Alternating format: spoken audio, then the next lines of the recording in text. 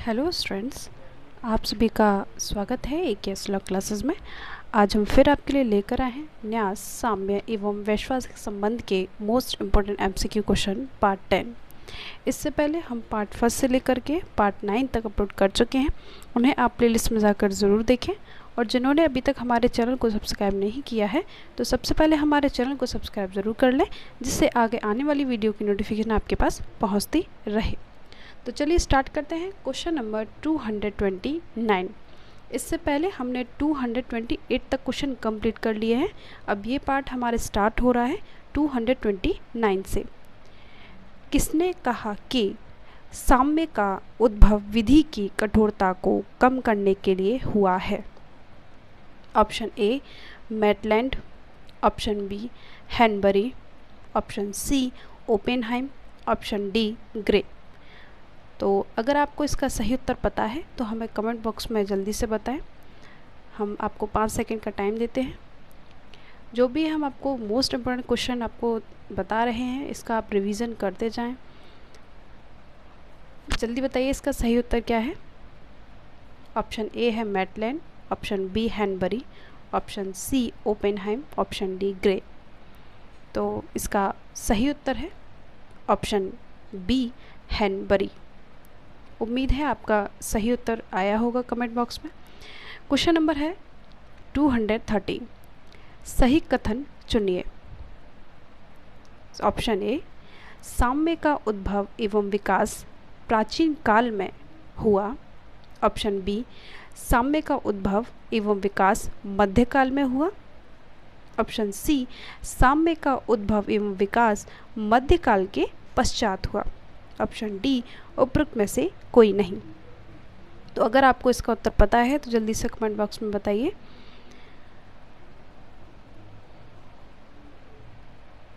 इसका सही उत्तर क्या है, जल्दी बताएं। तो इसका सही उत्तर है ऑप्शन ए साम्य का उद्भव एवं विकास प्राचीन काल में हुआ। Next question, question number 231।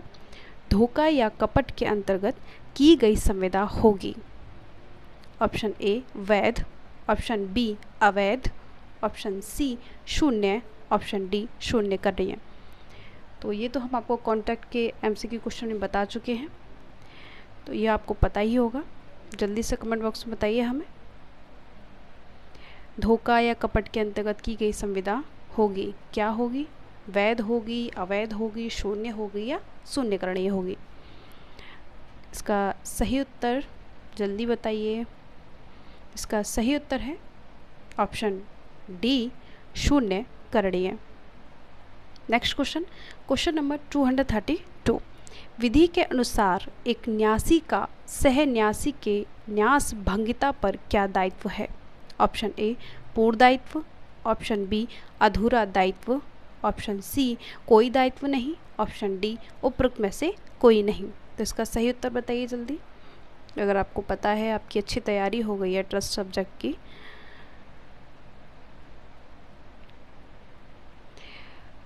इसका सही उत्तर है ऑप्शन ए पूर्ण दायित्व।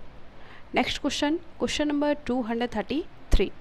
न्यासी को न्यास के निष्पादन में अपने परिश्रम और कौशल तथा समय की हानि के लिए पारिश्रमिक पाने का अधिकार है। ऑप्शन ए हाँ, ऑप्शन बी नहीं, ऑप्शन सी न्यास की लिखत में अभिव्यक्त निर्देशों के अध्ययन, ऑप्शन डी उपरोक्त में से कोई नहीं। तो इसका सही उत्तर बताइए क्या है, कौन सा ऑप्शन इसका सही है? इसका सही उत्तर है ऑप्शन, जल्दी बताइए। ऑप्शन बी नहीं, यानी न्यासी को न्यास के निष्पादन में अपने परिश्रम और कौशल तथा समय की हानि के लिए पारिश्रम पाने का अधिकार नहीं है। Next question, question number 234। न्यासी की विवेकीय शक्तियों को नियंत्रण करने का अधिकार किसे है? ऑप्शन ए हिताधिकारियों को, ऑप्शन बी आरंभिक अधिकारिता वाले प्रधान सिविल न्यायालय को, ऑप्शन सी न्यासकर्ता को, ऑप्शन डी उपरोक्त में से कोई नहीं। तो इसका सही उत्तर बताइए। यदि आपको इसका उत्तर पता है तो जल्दी से कमेंट बॉक्स में हमें बताइए। यानी न्यासी की विवेकीय शक्तियों को नियंत्रण करने का अधिकार किसे है? हिताधिकारियों को है, या फिर आरंभिक अधिकारिता वाले प्रधान सिविल न्यायालय को है, या न्यासकर्ता को है, या इनमें से किसी को नहीं है? बताइए जल्दी इसका सही उत्तर। इसका सही उत्तर है ऑप्शन बी, आरंभिक अधिकारिता वाले प्रधान सिविल न्यायालय को। नेक्स्ट क्वेश्चन, क्वेश्चन नंबर 235, सही कथन चुनिए। ऑप्शन ए, सामान्य विधि में स्त्रियों को संपत्ति धारण करने का अधिकार अत्यंत सीमित था। ऑप्शन बी, साम्य स्त्रियों को संपत्ति धारण करने की अनुमति देता था। ऑप्शन सी, उपरोक्त दोनों कथन सत्य हैं। ऑप्शन डी, केवल बी सही है। तो इसमें जो भी सही है उसका उत्तर बताइए हमें। जल्दी जल्दी उत्तर दीजिए। इसका सही उत्तर है ऑप्शन सी, उपरोक्त दोनों कथन सत्य है, यानी ऑप्शन ए ऑप्शन बी दोनों कथन सत्य है। नेक्स्ट क्वेश्चन, क्वेश्चन नंबर 236, सही कथन चुनिए। ऑप्शन ए, साम्यक उपचार न्यायालय के विवेक के अधीन है। ऑप्शन बी, साम्यक उपचारों को न्यायालय के लिए लागू करना अनिवार्य है। ऑप्शन सी, उपरोक्त दोनों कथन सत्य हैं। ऑप्शन डी, उपरोक्त दोनों कथन असत्य हैं। तो इसका सही उत्तर क्या है बताइए हमें जल्दी। दोनों कथन सत्य हैं या दोनों कथन असत्य हैं, या फिर ऑप्शन ए सही है, सामयिक उपचार न्यायालय के विवेक के अधीन है, या फिर सामयिक उपचारों को न्यायालय के लिए लागू करना अनिवार्य है। कौन सा ऑप्शन सही है उसका उत्तर हमें ए बी सी डी में कोई भी लिख करके सेंड कीजिए जल्दी। इसका सही उत्तर है ऑप्शन सी, उपरोक्त दोनों कथन सत्य है। नेक्स्ट क्वेश्चन, क्वेश्चन नंबर 237, न्यासी से अपेक्षित सावधानी भारतीय न्यास अधिनियम 1882 की किस धारा में दी गई है? ऑप्शन ए, धारा 13, ऑप्शन बी, धारा 14, ऑप्शन सी, धारा 12, ऑप्शन डी, धारा 15। तो इसका सही उत्तर क्या है? किस धारा के अंतर्गत दिया गया है न्यासी से अपेक्षित सावधानी? तो इसका सही उत्तर है ऑप्शन डी, धारा 15 के अंतर्गत दी गई है।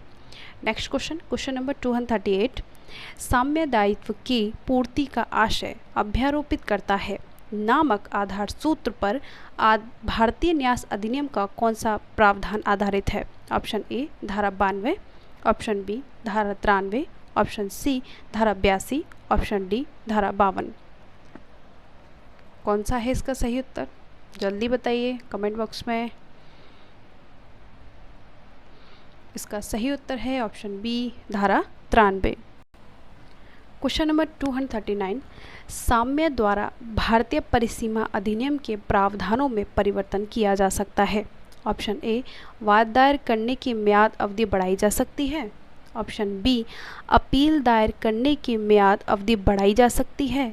ऑप्शन सी, आवेदन करने की म्याद अवधि बढ़ाई जा सकती है, या ऑप्शन डी, वाद अपील आवेदन की म्याद बीत जाने पर अवधि बढ़ाई नहीं जा सकती है। इसका सही उत्तर क्या है जल्दी से कमेंट बॉक्स में दीजिए हमें। इसका सही उत्तर है ऑप्शन बी, अपील दायर करने की म्याद अवधि बढ़ाई जा सकती है। नेक्स्ट क्वेश्चन, क्वेश्चन नंबर 240, साम्य उसी को मानता है जो किया जाना चाहिए सूत्र का भारतीय विधि में प्रयोग है। ऑप्शन ए, धारा 53, संपत्ति अंतरण अधिनियम 1882। ऑप्शन बी, धारा 91, भारतीय न्यास अधिनियम 1882। ऑप्शन सी, ए तथा बी दोनों। ऑप्शन डी, उपरोक्त में से कोई नहीं। इसका सही उत्तर बताइए जल्दी। यानी साम्य उसी को मानता है जो किया जाना चाहिए सूत्र का भारतीय विधि में प्रयोग है कहाँ कहाँ पर? ऑप्शन दे दिए गए हैं। इसका सही उत्तर क्या है? तो इसका सही उत्तर है ऑप्शन डी, उपरोक्त में से कोई नहीं। यानी जो भी ऑप्शन दिए गए हैं उनमें से कोई भी नहीं है। नेक्स्ट क्वेश्चन 241 साम्य दायित्व की पूर्ति का आशय अभ्यारोपित करता है नामक आधार सूत्र प्रयोग किन विधियों में लागू होगा? ऑप्शन ए पालन के सिद्धांत में, ऑप्शन बी निस्तारण के सिद्धांत में, ऑप्शन सी उन्नति के सिद्धांत में, ऑप्शन डी उपरोक्त सभी में। इसका सही उत्तर क्या है बताइए हमें जल्दी। यानी साम्य दायित्व की पूर्ति का आशय अभ्यारोपित करता है नामक आधार सूत्र का प्रयोग किन विधियों में लागू होगा? जो ऑप्शन दे दिए गए हैं उनमें से कहाँ लागू होगा? ऑप्शन बी इसका सही है, निस्तारण के सिद्धांत में। ये हमारा सही उत्तर है। Next question 242 Sadiq Hussain versus Hashim Ali नामक वाद में प्रिवी काउंसिल द्वारा निम्नलिखित में से किस सिद्धांत को लागू किया गया था? ऑप्शन ए निर्वाचन का सिद्धांत, ऑप्शन बी भागिक पालन का सिद्धांत, ऑप्शन सी ए तथा बी दोनों, ऑप्शन डी उपरोक्त में से कोई नहीं। ये हमारा काफ़ी इम्पोर्टेंट क्वेश्चन है, इसको आप ध्यान से कीजिएगा। यानी सादिक हुसैन वर्सेस हाशिम अली नामक केस में प्रिवी काउंसिल ने किस सिद्धांत को लागू किया था? इसका सही उत्तर बताइए जल्दी। इसका सही उत्तर है ऑप्शन ए निर्वाचन का सिद्धांत। क्वेश्चन नंबर 243 कौन सा न्यास अपूर्ण है? ऑप्शन ए निष्पादित न्यास, ऑप्शन बी निष्पाद्य न्यास, ऑप्शन सी रचनात्मक न्यास, ऑप्शन डी इनमें से कोई नहीं। तो इसका सही उत्तर बताइए।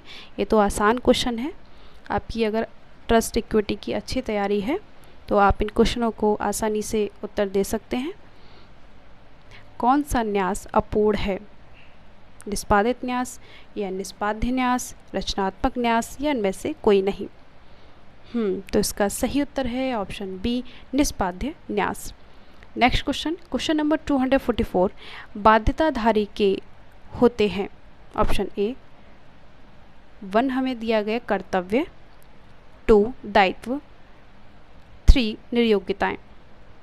ऑप्शन में दे दिए गए हैं 1 तथा 2, ऑप्शन बी दे दिया गया है 1 तथा 3, ऑप्शन सी दे दिया गया है 2 तथा 3, ऑप्शन डी उपरोक्त सभी। यानी बाध्यताधारी के होते हैं कर्तव्य होते हैं या दायित्व होते हैं या निर्योग्यताएं होते हैं। तो उसका सही उत्तर बताइए। ऑप्शन ए सही है या ऑप्शन बी सही है या ऑप्शन सी सही है या ऑप्शन डी सही है? इसका सही उत्तर है ऑप्शन डी उपरोक्त सभी।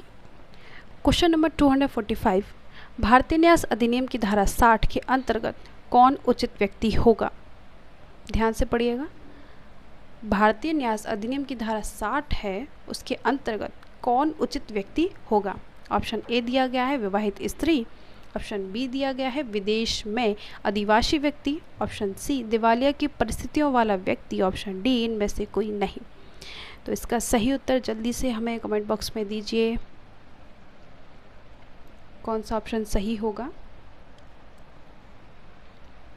ऑप्शन ए हमारा सही है विवाहित स्त्री। नेक्स्ट क्वेश्चन नंबर 246 कौन सा कथन निम्न में से सही है? ऑप्शन ए न्यासी विधि द्वारा उसके द्वारा किए गए काम के पारिश्रमिक का हकदार है, ऑप्शन बी अगर न्यासी भूमि के क्रय में न्यास संपत्ति को सदोष विनिहित करता है हिताधिकारी संपत्ति का हकदार होगा, ऑप्शन सी ए तथा बी दोनों, ऑप्शन डी न तो ए और ना ही बी। इसका सही उत्तर क्या है? कौन सा कथन सही है? उसका उत्तर जल्दी हमें बताइए।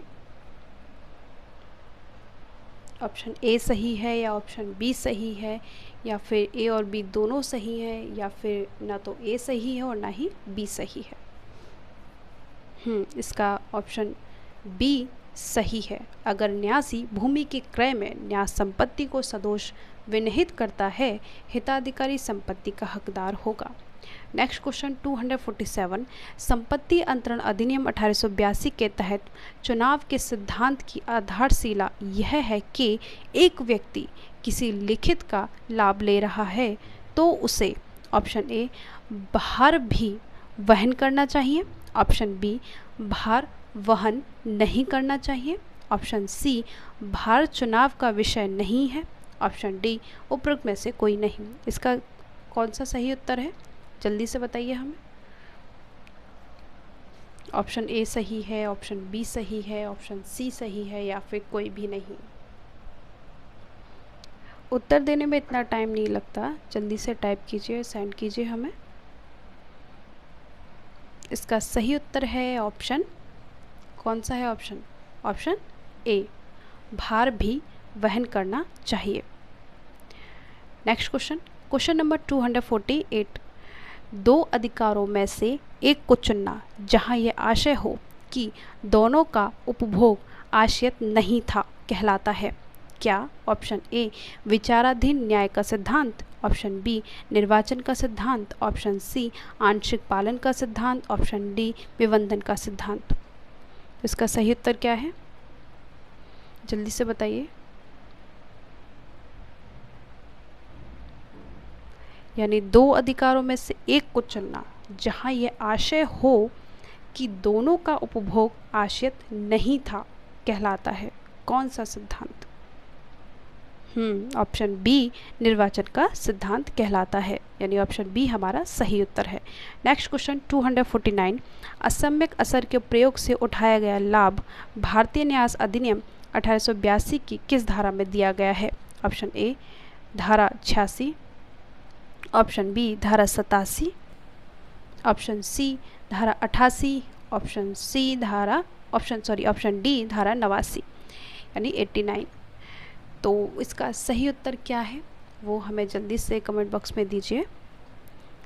असम्यक असर के प्रयोग से उठाया गया लाभ भारतीय न्यास अधिनियम 1882 की किस धारा में दिया गया है? किस धारा के अंतर्गत दिया गया है? ऑप्शन डी हमारा सही है, धारा 89।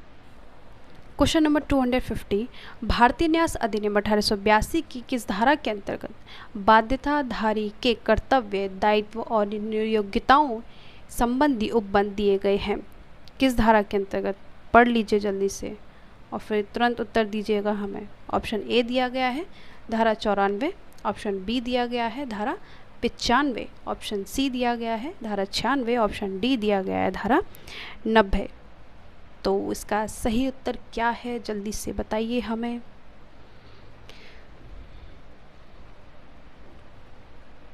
बाध्यताधारी के कर्तव्य, दायित्व और निर्योग्यताएं के संबंधी उपबंध किस धारा के अंतर्गत दिए गए हैं? ऑप्शन बी हमारा सही है, धारा 95 के अंतर्गत। Next question 251। भारतीय न्यास अधिनियम 1882 की कौन सी धारा सद्भावनापूर्ण क्रेताओं के अधिकारों की व्यावृत्ति से संबंधित है? ऑप्शन ए, धारा 96, ऑप्शन बी, धारा 94, ऑप्शन सी, धारा 92, ऑप्शन डी, धारा 90। तो इसका सही उत्तर क्या है जल्दी से बताइए हमें। सद्भावपूर्ण क्रेताओं के अधिकारों की व्यावृत्ति से कौन सी धारा संबंधित है? ऑप्शन ए सही है, या ऑप्शन बी सही है, ऑप्शन सी सही है, या फिर ऑप्शन डी सही है? ऑप्शन ए सही है, धारा 96। Next question, question number 252। भारतीय न्यास अधिनियम 1882 की धारा 85 संबंधित है किससे? ऑप्शन ए, अवैध प्रयोजन के अंतरण से, ऑप्शन बी, अवैध प्रयोजन के लिए वसीयत से, ऑप्शन सी, न्यास का प्रतिसहरण से, ऑप्शन डी, उपरोक्त में से कोई नहीं। तो इसका सही उत्तर क्या है?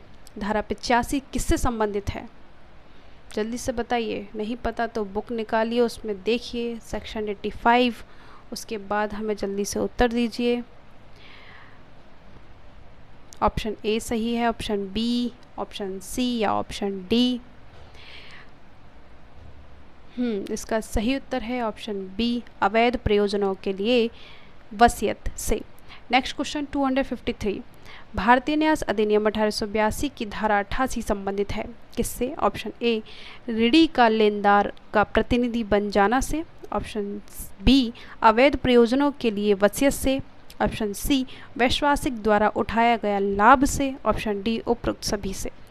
धारा 88 किससे संबंधित है? ऑप्शन आपको बता दिए गए हैं, पढ़ लीजिए एक बार दोबारा और जल्दी से उसका उत्तर दीजिए।